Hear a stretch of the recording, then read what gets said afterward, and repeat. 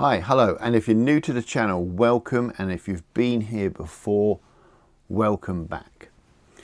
Now, if you've watched any videos on YouTube about living on a narrowboat, then you will know that at some point the channel has to make a video about toilets and about the toilet on board that particular boat. And it's now my turn. Now, as odd as this may seem, when I was looking at narrowboats, one of the things I considered was the toilet. And I ended up watching countless hours of YouTube videos about the different types of toilets out there and reading about them. And as far as I can see, it comes down to 4 types. There are cassette toilets, and in that I'm including the sort of porta-potty type toilets, pump-out toilets, incinerator toilets and separator toilets, which are often, in my opinion, incorrectly called composting toilets. So what, and this is again in my opinion, are the pros and cons of each, and which one did I go for? So first up, cassette toilets. Cassette toilets, as the name suggests, use a cassette to collect the waste. You do what you have to do, it all gets mixed up in the cassette, and then once the cassette is full, you dispose of the contents at an Elson point along the side of the canal or in the marina in which you're staying. Okay, so the grey wagtail came with the standard Thetford cassette flush toilet, which I've not used to date. I'm not a great fan of cassette toilets. Let me explain why. First, they are mixing liquid with solid, and this gives an ideal growing solution for bacteria, which make the mix anaerobic as they consume all the oxygen. And it is being anaerobic that causes and makes all the smells that are associated with cassette toilets. Second, they use some rather nasty chemicals. So these are the chemicals that came with the toilet. It's an alarming array of chemicals. So what have we got here? Well, this first one appears to be a descaler for the removal of scale in the waste tank. It removes calcium lime scale deposits and can be used in the bowl. So that's the first one. But what does it contain? Well, looking at it, it contains, amongst other ingredients, less than 5% non-ionic surfactants, and also contains sulfuric acid and perfume. So, pretty acidic then, as it would have to be to dissolve calcium and lime scale. We also have a seal lubricant. This should just be a silicone spray, which it appears to be, so nothing too much to worry about there. This big blue bottle is Elson Blue, fast-acting toilet deodorant, kills germs and eliminates odours for all makes of chemical toilet and cassettes. The only toilet fluid to pass the British standard. But what does it contain? Well, let's have a look here. Elson Blue toilet fluid contains, amongst other ingredients, formaldehyde. Well, I know that's bad news, more about that later. Methanol, that's really bad news, more about that later. C12-15 Pareth-11, which I have no idea what that is, and amyl cinnamol, which again is something I don't know as a chemical, but I'll have a look at that and get back to you and explain at the end what I think these chemicals are doing. So let's have a look at what's in the Elson Blue. Well, the first thing that strikes me about it is this symbol on it. This is a really bad symbol to see on things because it means that you've got things in there that are going to be cancer-causing agents, carcinogens. It can affect your sort of respiratory system, your reproductive system. It's organ toxic. It's going to cause a lot of damage and a lot of problems. Now, one of the chemicals in there is formaldehyde, and I'm familiar with formaldehyde. I used to work with it. It's a compound that you use to fix tissues so you can look at them under the microscope. Basically, it stops the tissues from rotting, holds them together by cross-linking the proteins, sort of acts like a cement almost. And in this solution, what it's most probably doing is cross-linking the proteins on the bacteria that's in your cassette or your tank and preventing those bacteria from multiplying and dividing and effectively killing them. The solution also contains methanol, and methanol is really a nasty substance. It's not nice. When our bodies encounter methanol, it breaks it down to formaldehyde, which I've just spoken about, methanoic acid and formic acid.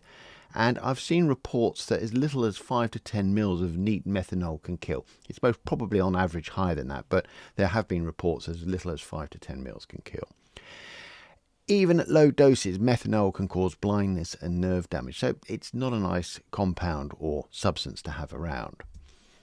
The Elson Blue also contains C12-15 Pareth-11. Now, this is a surfactant, which basically means it's a detergent. This is going to help the lumpy bits break down, and it's also going to dissolve the membranes of the bacteria, effectively killing them, and meaning that they're not going to be able to reproduce and produce more bacteria. And finally, in there, it's got something to make it smell nice. So, that's the contents of Elson Blue. Next up, we've just got a toilet bowl cleaner. This is sort of fairly standard stuff and contains most probably just a bunch of detergents. And I can't see any information about its contents. What's in it? I mean, it's got a warning on it. Causes serious eye irritation. Medical advice needed. Wear eye protection. Here we go.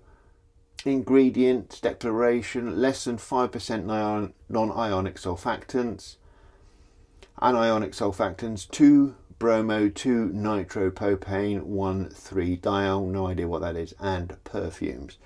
So I'll have to have a look at that, see what's in it, but they don't sound too good to me.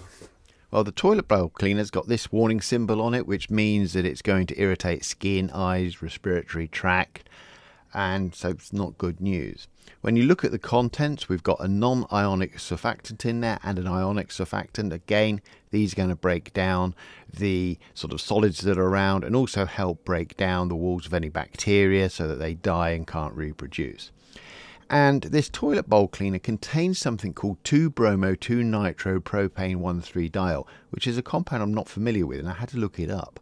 It's an antimicrobial, and it's also called Bronopol, and was invented by Boots the chemist in the UK. It was used in cosmetics up until I think the sort of 1980s or 1990s.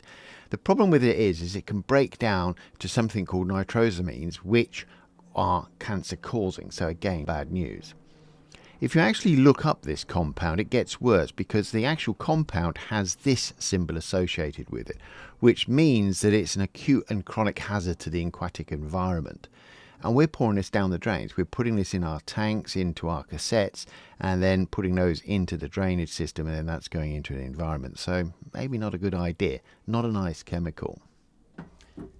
And then last but not least, we have this one, which is Elson Organic Toilet Fluid and Rinse. New green technology with added scale prevention.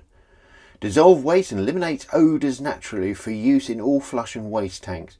Can be safely emptied into septic tank. Delightful mild fragrance with no chemical smell. Okay, so what have we got in here? Well, we've got 2-bromo-2-nitropropane 1,3-diol again. We've got citric acid. We've got the C12-15 Pareth-11. We've got benzyl succinate, butylphenol, methylpropanol, and limonene and linol. So again, quite a mix there. Now, I had hopes for Elson Green, but when I looked at the contents, I was a little bit disappointed. First of all, there was the irritation symbol on the packaging, which means that it can cause skin, eye and respiratory tract sort of irritation.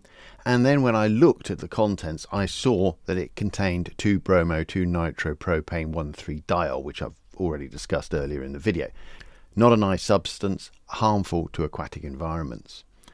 The Elson Green also contained citric acid, basically lemon juice. That's acidic. That will help dissolve any lime scale, also give it a nice smell. It's got the detergent in it again, the surfactant, this C12-15 Pareth-11, which helps break down the lumpy bits and also kill bacteria by dissolving their membranes. And then the rest of it just seemed to be a bunch of fragrances, so not a lot in there in terms of active ingredients. But as I said, seeing that 2-bromo-2-nitropropane 1,3-diol in there is a bit of a red flag in my book. To me, these don't sound to be particularly good for the environment. Now, pump out toilets, as the name suggests, are emptied by pumping out. You can think of a pump-out toilet as being like a giant cassette toilet, which instead of holding about 17 litres, which is 3.75 UK gallons, 4.5 gallons if you're in the US, can be anywhere between 100 litres, 22 UK gallons, 26 US, to 300 litres, 66 UK gallons, 78 US gallons, and possibly even more.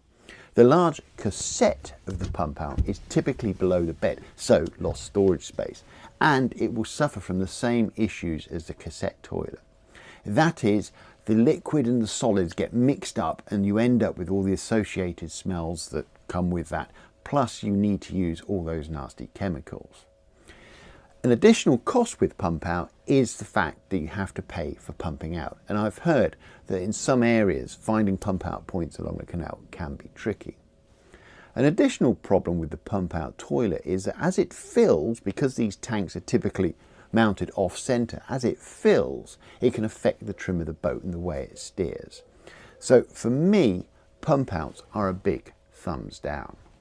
Now, when I was looking at toilets, one type I really liked the look and sound of were incinerator toilets. And if you've not seen one, this is what they look like. This is a photograph that I took at the 2024 Crick Boat Show. With an incinerator toilet, you do what you have to do in what looks like a giant sort of waxy coffee filter. And when you are done, you press a button and the filter and its contents drop into a bowl and are, as the name suggests, incinerated. Perfect. No messy liquids to deal with, no chemicals, no smells, and all that is left is a bunch of carbon dioxide and water that is vented to the outside of the boat and a small pile of ash. But, and there always is a but, and the pun was intended, incinerator toilets have some problems. They have some serious issues. First, they are insanely expensive to buy. We're talking several £1,000s. Second, each go on the toilet can be expensive, as there is a cost to the coffee filter and the cost of the gas or electricity to burn things up. Finally, there is also a need to regularly service the toilet to prevent the build-up of any ash or deposits within the toilet and to make sure that the burner system is working okay. So, nice idea, shame about the cost. So, what have I gone for on the Grey Wagtail? Look what's arrived just in the nick of time. My Trelino composting toilet. Okay, let's get this Trelino toilet unboxed. Do like the little logo here. Shit happens. So what have we got in here? Let's have a look. Ah, good start. Brown paper, followed by some protection paper, padding, and there is the toilet. So let's get it unboxed. And there it is out of the box. So let's see what we've got in here. Oh, piece of paper, that's handy. Oh, it's my invoice. We've got the top compartment, which is the separator unit. Liquids at the front, solids at the back. Below that, oh, that all comes off. That's good to know. Below that, we've got the container for the solids and the container for the liquid. Some toilet paper, which I had ordered. A funnel for the urine, which I assume goes in there, like so.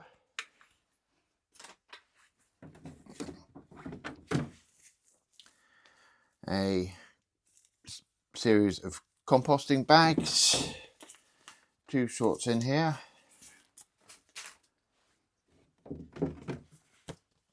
an instruction booklet telling me how to use it, a solids container, the lid for the blue urine container for when I'm transporting it, and a lid for the solids container when I have to go and empty it. So, time to read the instruction manual. Okay, so the first thing I need to do is set up the solids container. It's not immediately obvious which of the two bags to use, but I'm going to go for the smaller one. It just gets placed in there and stretched over the sides and pushed down. That seems to all fit rather neatly. No issues there. So that's the bag fitted for the solids container. The next thing we need to do is to put the drying agent in there, the litter, and the manual recommends that I place 1 cup of the litter, and I'm using sawdust. The next thing to do is place the drying agent, the litter, in there, and I'm using these sort of wood chips for pet cages basically that you can pick up in any supermarket. And apparently that's it. That's all I need to do to set up that part. Now I put the solids container back into the toilet, making sure it's seated correctly. The cover for it should go down the side, and the blue top here can also stay in there, and I fit the funnel onto the blue liquid container. Just screw it down and return the lid.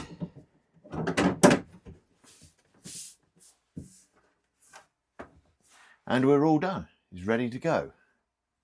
There's one last thing to do, and that is to make up some 10% vinegar solution for rinsing out this area after I've used it.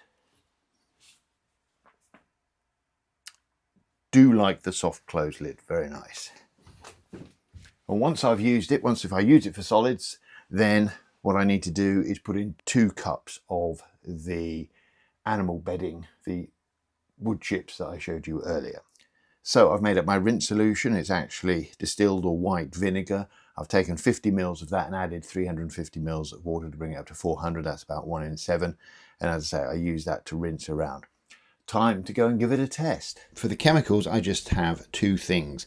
I have some sawdust, which is in the container at the back, and in the squirty bottle is a 7%, 8% solution of acetic acid.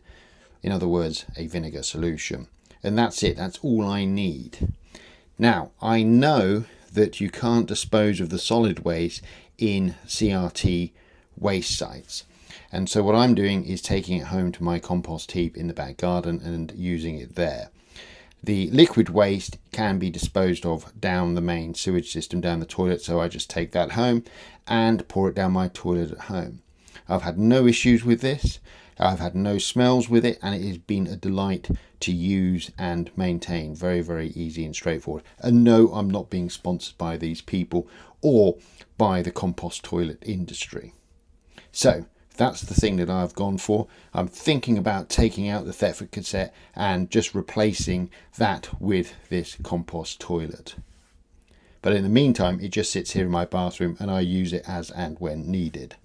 Well, hopefully you found that interesting and mildly entertaining. For me, as you may have guessed, I am so far a fan of the composting or separating toilet. The one I have, although costly, is a joy to use. So far it's produced no smells and has been very easy to maintain and use on the boat. I particularly like the non-use of chemicals. What do you think? Please let me know in the comments which is your preferred disposal method and why. Okay. Thanks for watching for this long, and on the screen now you can see a QR code that will take you through to the Grey Wagtails newsletter. There's also a link to it in the description below. If you've enjoyed this video, don't forget to give it a like, a thumbs up. If you haven't yet subscribed, please consider doing so. Again, thanks for watching. Bye for now.